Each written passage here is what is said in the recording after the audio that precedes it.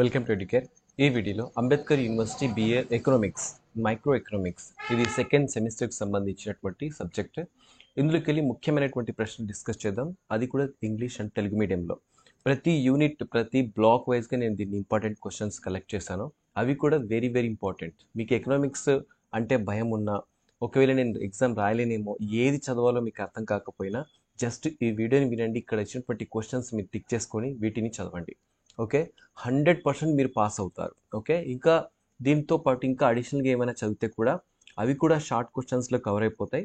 దాంతోపాటు మీకు ఇంకా ఓ గ్రేడ్ లేదా A++ రావడానికి మ్యాక్సిమం ఛాన్సెస్ ఉంటాయి. ఓకే, ఇది అనమాట. సో ఇది ఎక్స్పర్ట్స్ నుంచి తీసుకున్నటువంటి క్వశ్చన్స్, చాలా జాగ్రత్తగా వినండి, మంచిగా చదవండి, రిపీటెడ్గా చదవండి. అలాగే ఇక్కడ మీకు ఏమైనా డౌట్స్ ఉంటే కూడా మీరు కామెంట్ సెక్షన్లో రాయండి, ఎకనామిక్స్ సంబంధించి నేను ఆన్సర్ చేస్తాను. అలాగే ఓపెన్ డిగ్రీ స్టూడెంట్స్ ఎవరైతే ఉన్నారో వాళ్ళకు ప్రత్యేకంగా ఎకనామిక్స్ క్లాసెస్ కావాలంటే నేను జూమ్ క్లాసెస్ కూడా కండక్ట్ చేస్తాను. ఎకనామిక్స్ అనే కాదు, ఇక మిగతా సబ్జెక్ట్స్ ఓన్లీ BA వాళ్ళకి సంబంధించి ఏవైనా ప్రత్యేకంగా కావాలంటే వాళ్ళంతా కూడా జూమ్ క్లాసెస్లో మీరు అటెండ్ కావచ్చు. ఓకే, దానికి కొంత పేమెంట్ ఉంది, చాలా తక్కువ పేమెంట్ ఉంటుంది.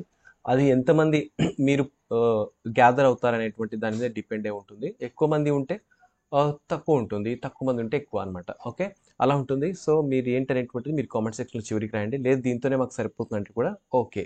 Okay, let us start this. First block చూస్తే ఇక్కడ బ్లాక్ 1లో అర్థశాస్త్రం మౌలిక అంశాలు. ఇందులో మనకి ఇంపార్టెంట్ క్వశ్చన్స్ ఏంటంటే,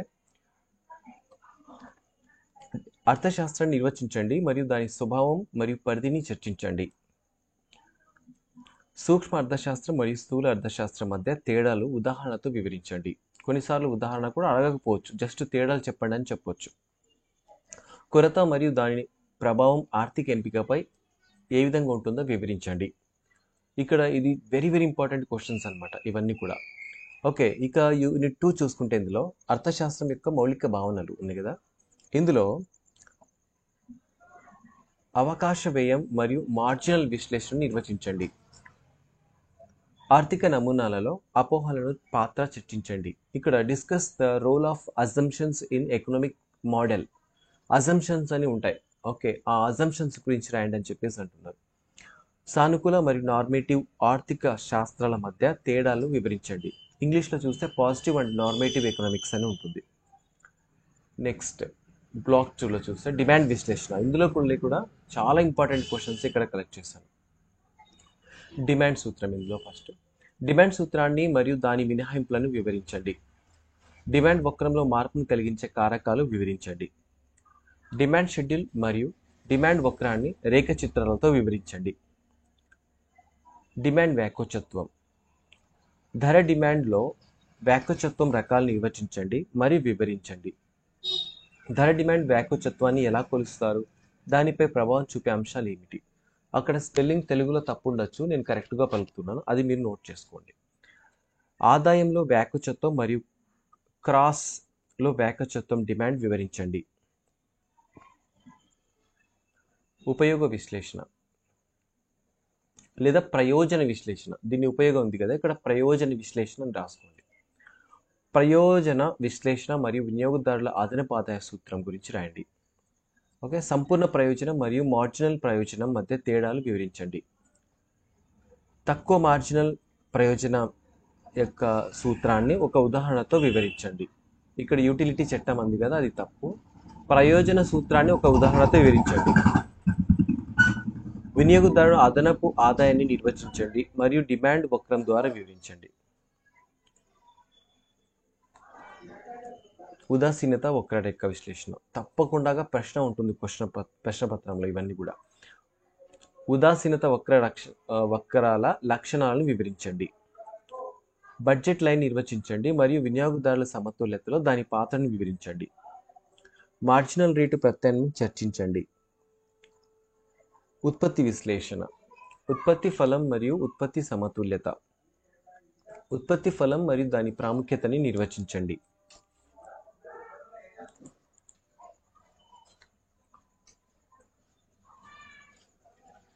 స్వల్పకాల మరియు దీర్ఘకాలంలో ఉత్పత్తి సమతుల్యతను వివరించండి. స్థిర మరియు చర ఇన్పుట్ల మధ్య తేడాలు వివరించండి. చరానుపాతాల సూత్రం. చరణపాతల సూత్రాన్ని వివరించండి మరియు ఈ సూత్రం కింద ఉత్పత్తి యొక్క 3 దశలను వివరించండి. చరణపాతల సూత్రాన్ని ఒక రేఖ చిత్రం ద్వారా వివరించండి. ఇక్కడ చట్టం అనే దాని చూట్ల సూత్రం ఉంచండి. నేను తెలుగులో కరెక్ట్గా పలుకుతున్నాను, గమనించండి.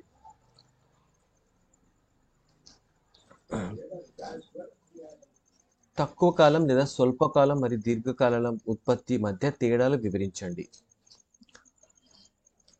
పెరుగుతున్న, స్థిరమైన మరియు తగ్గుతున్న స్కేల్ రీటర్స్ను వివరించండి.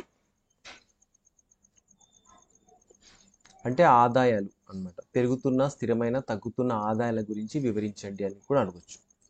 అంతర్గత మరియు బహిర్గత ఆర్థిక వ్యవస్థలను ఉదాహరణలతో చర్చించండి.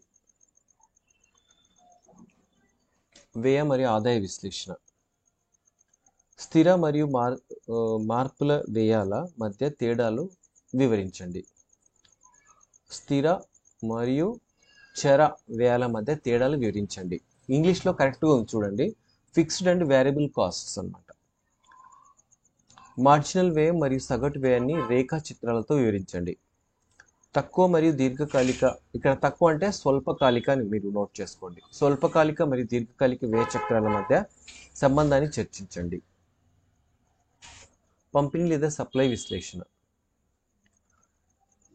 పంపిణీ సూత్రాన్ని, దాని నిర్ణయాలను నిర్వచించండి.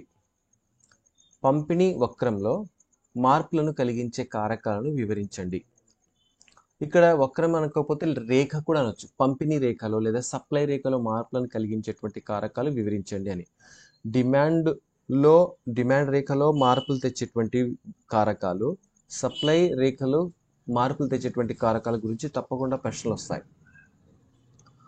ఓకే, పంపిణీలో వాకచత్వం, దాని కొలతలను చర్చించండి. మొత్తం ఆదాయం, సగటు ఆదాయం మరియు మార్జినల్ ఆదాయాన్ని, మార్జినల్ ఆదాయం అంటే ఉపాంత ఆదాయం అన్నమాట, దాన్ని నిర్వచించండి అన్నారు. మార్జినల్ ఆదాయం లేదా ఉపాంత ఆదాయం మరియు మార్జినల్ వ్యయం లేదా ఉపాంత వ్యయం మధ్య సంబంధాన్ని వివరించండి. ఉపాంత ఆదాయం, ఉపాంత వ్యయం మధ్య సంబంధాన్ని వివరించండి. నేను ఎందుకు ఇట్లా 2 విధాలుగా చెప్తున్నానంటే క్వశ్చన్ పేపర్లో ఒక్కొక్కసారి మీకు యాజ్ ఇట్ ఈస్గా ట్రాన్స్లేషన్ వస్తుంది. ఓకేనా, అందుకని నేను 2 విధాలుగా చెప్తున్నా. తెలుగులోనే 2 విధాలుగా వస్తుంది. ఒక్కోసారి డైరెక్ట్గా ఇంగ్లీష్లో ఉన్నదే అట్లాగే అదే టెక్స్ట్తో వస్తుంది. ఇక్కడ చూడండి ఇలా వస్తుంది ఒక్కోసారి దాని ట్రాన్స్లేషన్ కూడా వస్తుంది, ఉపాంత వ్యయం అని చెప్పేసి. అలా బ్రేక్ ఈవెన్ పాయింట్ యొక్క సూత్రాన్ని, దాని ప్రాముఖ్యతను చర్చించండి లేదా వివరించండి. ఓకే, ఇవి ఇంపార్టెంట్ క్వశ్చన్స్. నాకు తెలిసి మీకు అర్థమైంది అనుకుంటాను. ఓకే, మీకు ఇవి హెల్ప్ చేస్తాయి అనుకుంటే మీరు లైక్ చేయండి అండ్ సబ్స్క్రైబ్ చేయండి మరిన్ని వీడియోల కోసం. Thanks for watching this video. All the best.